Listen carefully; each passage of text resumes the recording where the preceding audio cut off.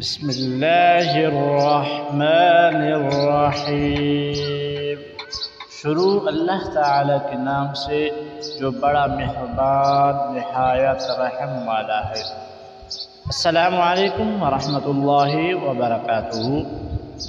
ناظرین، جو شخص استغفر اللہ کے ساتھ قرآن کی یہ سورت پڑھتا ہے، اللہ اس کی 80,000 حاجات پورے کر دیتا ہے۔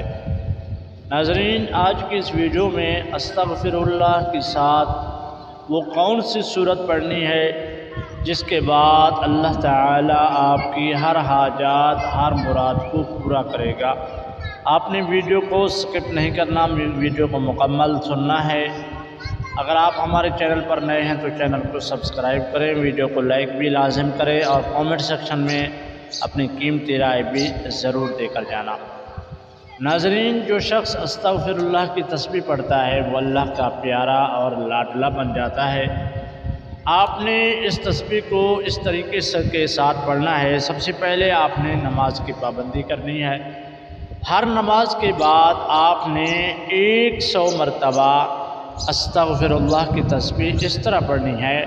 پہلے آپ نے اعوذ باللہ من الشیطان الرجیم بسم اللہ الرحمن الرحیم، اور اس کے بعد آپ نے درود ابراہیمی جو ہم نماز میں پڑھتے ہیں وہ پڑھیں 3 مرتبہ، اور اس کے بعد آپ نے سب سے پہلے آپ نے پڑھنا ہے 100 مرتبہ استغفر اللہ استغفر اللہ استغفر اللہ۔